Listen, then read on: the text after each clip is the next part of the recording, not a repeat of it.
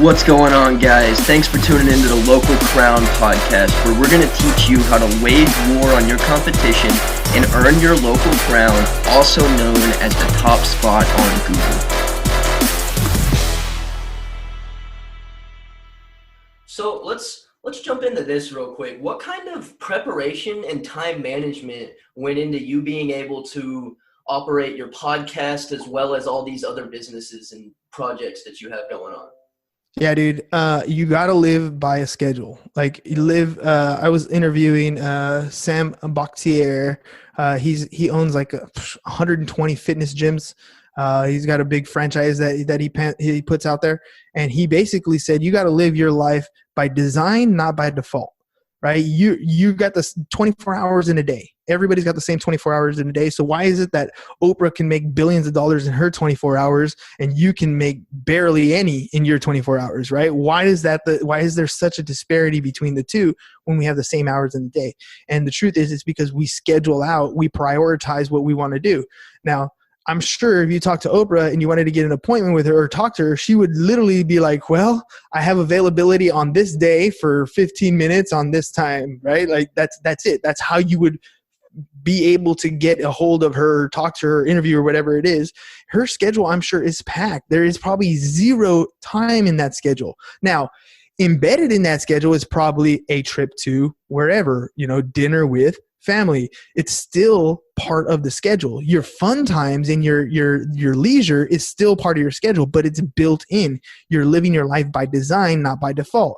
What do people who are not successful do? They're like, well, I got up. What time is it? It's about 9:30 today. Okay, cool. Well, what am I going to do today? I guess I go make breakfast. What's on TV? You know what I mean? Like there is no set schedule to your day.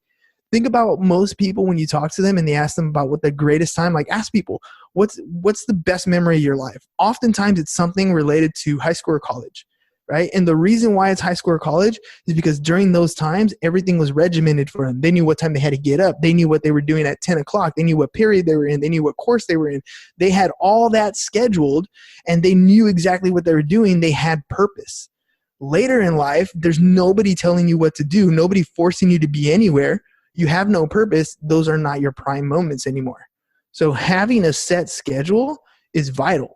So I know exactly what time I wake up in the morning. My schedule is on my Google Calendar. Like if you were to look on my Google Calendar, like it's just set. Like, I don't know, it's kind of hard for you to see, but I mean, it's blocked out for each individual time because I know what I'm doing every single day. And beyond that, I'll sit at the beginning of the week on a Sunday and I'll map out. These are like the 4 or 5 things that I need to accomplish this week in order for my week to be successful. And I have that for my one day too. What's my one thing? If I get this one thing done today, I'll feel accomplished, right? And like right now, I start my day at 5 a.m. By like 9, 10 o'clock when the kids wake up, I've already had 4 work hours, like just diving deep, cranking out that one thing that I wanted to do. And then what's the next thing on my list? What's the next thing on my list? And just cranking those things out. And by the time it's like 9, 10 o'clock, I can go down, I make them breakfast. I know exactly what time I'm eating. I can come back. I know exactly when I'm doing the next interview, talking to the next person. I know when I'm doing my editing, everything is dialed into my calendar and there's no way I can't be successful because whatever comes up, I can prioritize it, right? I can put it up as this is the one thing I need to do rather than kind of looking at it and saying, damn, there's a million things on this to-do list. Where do I start? Well, start with the first thing. And work your way through it. Definitely, man. That's actually really valuable advice because I mean, I have a tendency of like I'll put everything I need to do on my whiteboard and then I'm like, that's a lot of things. Now I don't know where to start. Yeah. Whereas whenever I just grab the thing that I know, like this is gonna help me right now, I'll do this and then I'll start working through the tasks. I'll get going and then I'll end up getting a lot more done than I would if I just throw it up all on the board and try to look at all of it.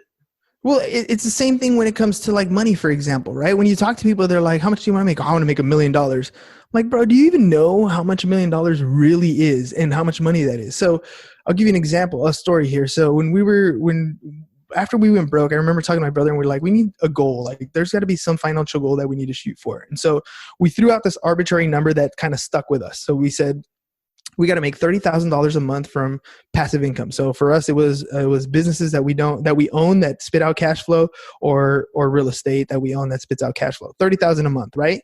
And recently, in the last year or so, he did this activity where he was like, you know what? One of his mastermind groups recommended that he try to spend $30,000 a month every month.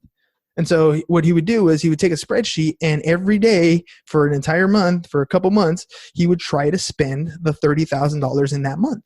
And so he would literally go on Amazon, buy whatever he wanted. He would, plan a trip, and this is what I was doing. This is what I was spending. And he realized real quick, spending 30 grand a month was damn near impossible. It was freaking hard to spend 30,000. And he get to the end of the month, and he's like, dude, I still have all this money left over. Like, what am I going to do with it? And the whole point of that experiment was, what you say you need and what you actually need are two completely different things. 30,000 a month is only 360,000 a year. The top 1% earners in America earn $400,000 a year. So you don't even have to be the top 1% to be successful, but you set your bar all the way at $1 million, and you arbitrarily throw that large number out there, and it's so big, kind of like your to-do list. It's so big that you look at it and you never get started because it doesn't look attainable. When in reality, 100 to 200,000 is a very good lifestyle, and that's $100,000 to $240,000 a year, $120,000 to $240,000 a year. So, that is a very good lifestyle. You would be super happy. You'd live in the house you want to live in, take the vacations you want to live in, drive the cars you want to drive, all that stuff, but it's not $1 million a year. Yeah. It's like $240,000 a year, $200,000 a year, whatever it is. That's true. That's way too true.